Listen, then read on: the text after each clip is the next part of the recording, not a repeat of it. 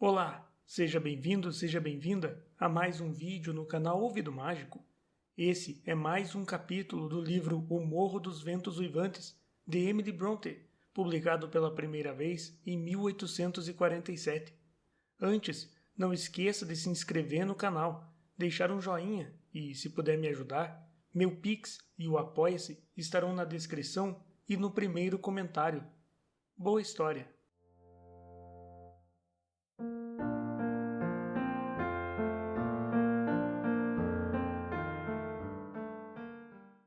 Capítulo 29. Na noite após o enterro, minha ama e eu estávamos sentadas na biblioteca, ora refletindo tristemente, uma de nós desesperadamente, sobre a nossa perda, ora fazendo conjecturas quanto ao futuro sombrio que nos aguardava.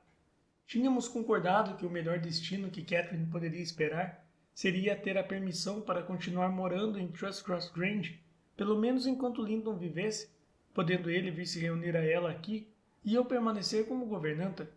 Parecia um arranjo demasiado favorável para termos esperanças de obtê-lo. Ainda assim, eu as tinha, e comecei a me alegrar com a perspectiva de conservar meu lar, meu emprego e, acima de tudo, minha querida patroazinha, quando um criado, um dos que haviam sido despedidos e ainda não tinham ido embora, entrou apressadamente, dizendo que aquele diabo do Heathcliff estava vindo pelo pátio. Deveria fechar-lhe a porta na cara? Mesmo que tivéssemos decidido cometer a loucura de ordenar esse procedimento, não daria tempo. Ele não se deu ao trabalho de bater à porta ou anunciar seu nome. Era o dono da casa e, concedendo-se privilégios de dono, entrou direto, sem dizer uma palavra. O som da voz do nosso informante dirigiu-o à biblioteca. Ele entrou, fez um gesto para que o antigo criado saísse e fechou a porta. Era o mesmo aposento ao qual fora trazido, como hóspede, 18 anos antes. A mesma lua brilhava através da janela. A mesma paisagem outonal se descortinava lá fora. Não tínhamos acendido as velas ainda, mas todo o cômodo era visível, até os retratos na parede, a esplêndida imagem da senhora Linton e as elegantes feições do seu marido. Heathcliff avançou até a lareira. O tempo também não alterara muito a sua pessoa. Era o mesmo homem, o rosto moreno, um pouco mais pálido e mais calmo, seu físico um pouco mais pesado, talvez, e nada mais. Ao vê-lo, Catherine levantou-se num impulso de sair dali correndo. Pare! Ordenou ele, segurando-a pelo braço. Acabaram-se as fugas. Para onde você iria? Vim levá-la para casa e espero que seja uma filha obediente e não encoraje meu filho a voltar a descumprir minhas ordens. Fiquei sem saber como puni-lo quando descobri sua participação na fuga. Está tão fraquinho que um beliscão poderia acabar com ele. Mas verá, pela sua aparência, que recebeu o que merecia. Só o levei lá para baixo à noite, anteontem, e o instalei numa poltrona. Não botei as mãos nele depois disso. Mandei que Hareton saísse e ficamos com o cômodo só para nós dois. 2 horas depois chamei Joseph para que o carregasse de novo para o segundo andar. E desde então minha presença é tão apavorante para os nervos dele quanto um fantasma. Imagino que me veja com frequência, mesmo quando não estou por perto. Hareton diz que ele acorda durante a noite aos gritos, quase que de hora em hora, chamando o seu nome para protegê-lo de mim. Quer goste do seu precioso consorte ou não, vai ter de vir. Vai ter de vir. Ele agora é problema seu. Todo o interesse que eu tinha nele, delego agora a você. Por que não permite que Catherine continue aqui e manda o Sr. Linton vir ficar com ela? Supliquei. Já que odeia a ambos, não sentiria sua falta? Vão ser um flagelo diário para o seu coração perverso? Estou procurando um inquilino para Grange, respondeu ele, e quero meus filhos perto de mim, naturalmente. Além disso, essa moça vai ter de trabalhar em troca de sustento. Não vou mantê-la no luxo e no ócio depois que Linton se for. Apronte-se logo, não me obrigue a forçá-la. Farei isso, disse Catherine. Linton é tudo o que tenho para amar no mundo, e embora o senhor tenha feito o possível para torná-lo odioso aos meus olhos e eu aos dele, não pode fazer com que nos odiemos, e desafio-o a lhe fazer mal quando eu estiver por perto, e desafio-o a meter medo em mim. Você é a campeã da bravata, replicou Heathcliff, mas não gosto de você o suficiente para fazer mal a ele. O privilégio do tormento vai ser integralmente seu, enquanto durar. Não sou eu quem vai torná-lo odioso aos seus olhos. e sim o próprio espírito de Linton. Ele anda numa amargura danada com a sua deserção e com as consequências. Não espere agradecimentos por essa nobre devoção.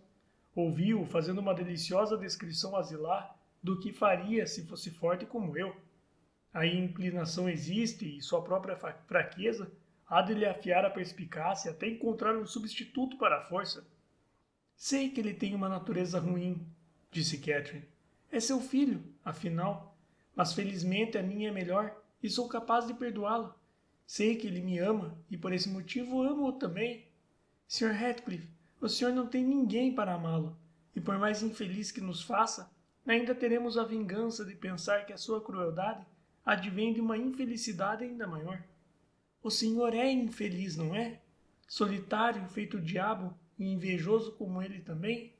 Ninguém o ama. Ninguém vai chorar pela sua morte. Eu não gostaria de estar no seu lugar. Catherine falou com um sombrio ar de triunfo. Parecia estar decidida a entrar no espírito de sua futura família e encontrar prazer no sofrimento dos inimigos. Não vai querer é estar no seu lugar, respondeu o sogro. Se ficar parada aqui por mais um minuto. Fora daqui, bruxa, e vá apanhar suas coisas. Ela se retirou com ar de desdém.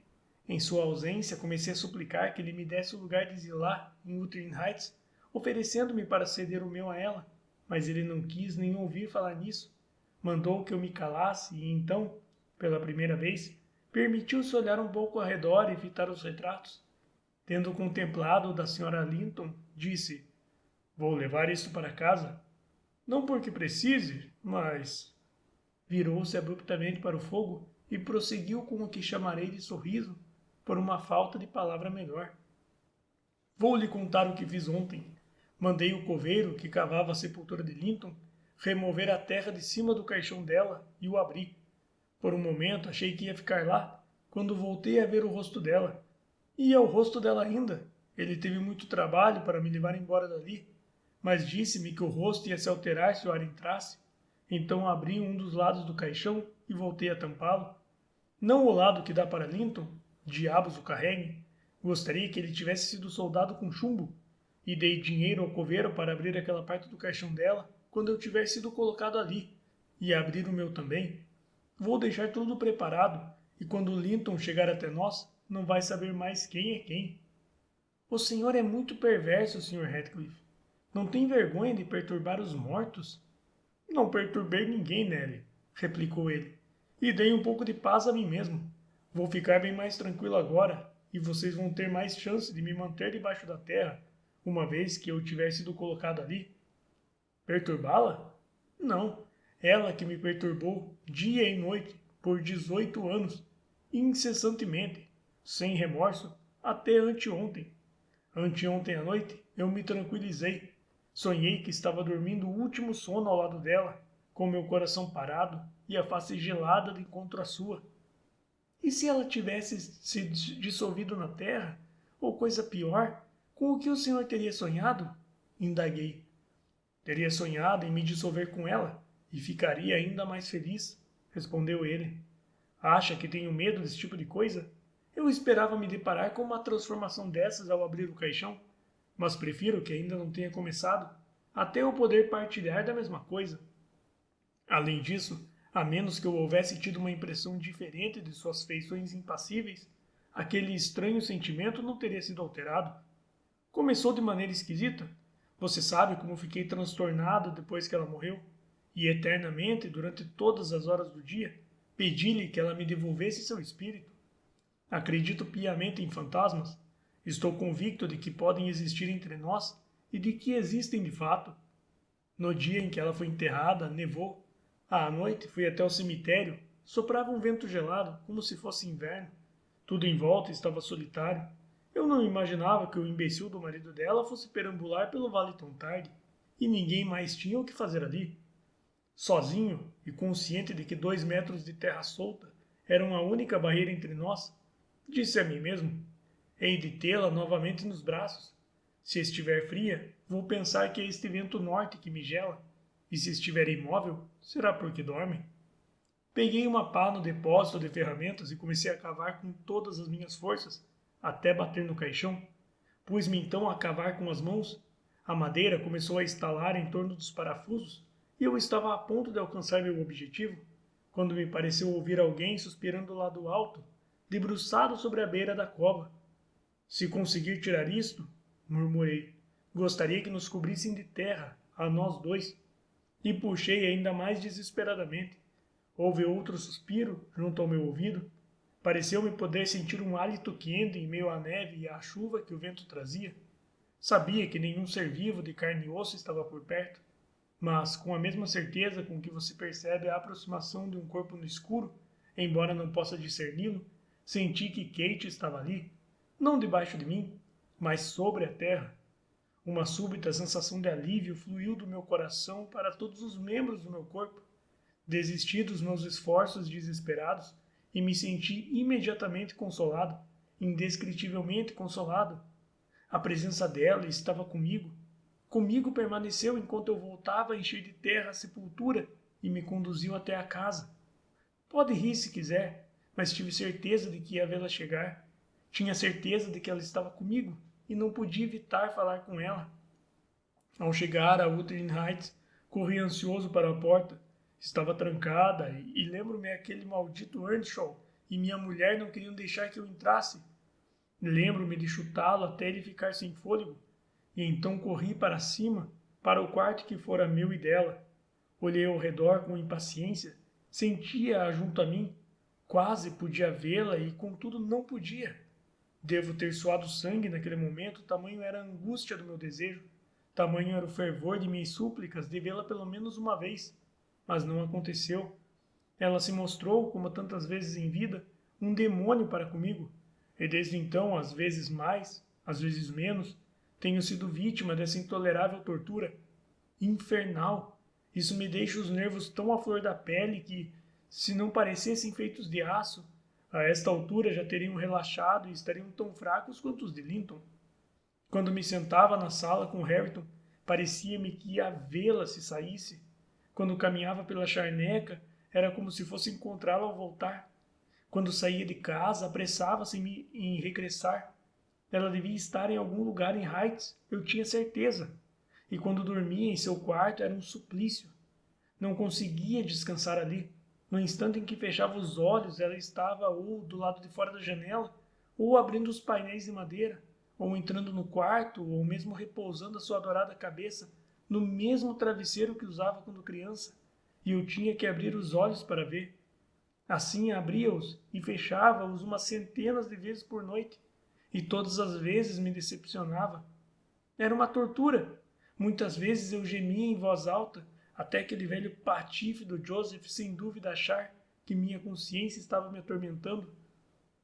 Agora, desde que a vi, fiquei em paz, pelo menos um pouco. Foi uma estranha maneira de matar. Aos poucos, por frações de fios de cabelo, enganar-me com o espectro de uma esperança durante 18 anos. O Sr. Ratcliffe fez uma pausa e enxugou a testa. O cabelo estava colado a ela, molhado de suor. Seus olhos estavam fixos nas brasas vermelhas do fogo. As sobrancelhas não estavam contraídas, mas levantadas junto às têmporas, o que diminuía o ar severo do seu rosto, mas o deixava com um aspecto peculiar de perturbação e uma aparência de tensão mental, provocada por um assunto que o absorvia. Mal se dirigia a mim e eu permaneci em silêncio. Não gostava de ouvi-lo falar. Após um breve período, ele voltou a fitar pensativo o retrato, tirou-o da parede e apoiou contra o sofá, para melhor contemplá-lo. Enquanto isso, Catherine entrou, anunciando que estava pronta e que só faltava selar seu pônei. Mande-me isso amanhã, ordenou-me Ratcliffe. Voltando-se para ela, acrescentou. Não vai precisar do pônei. Está uma noite agradável e não vai precisar de pôneis em Wuthering Heights. Para os passeios que fizer, seus próprios pés lhe vão bastar. Vamos. Adeus, Ellen, murmurou minha querida patroazinha. Quando me beijou, seus lábios estavam frios como gelo. Venha me visitar. Não se esqueça. Cuidado para não fazer tal coisa, senhora Dean. Ameaçou-me seu novo pai. Quando quiser lhe falar, venho até aqui. Não quero nenhum de vocês bisbilhotando a minha casa. Fez sinal para que ela fosse na frente, lançando-me um olhar que me cortou o coração. Ela obedeceu. Observei-os da janela enquanto desciam o jardim. Heathcliff prendeu o braço de Catherine debaixo do seu, embora ela tenha tentado se soltar. Com passos rápidos, arrastou-a pela aldeia, cujas árvores os ocultaram.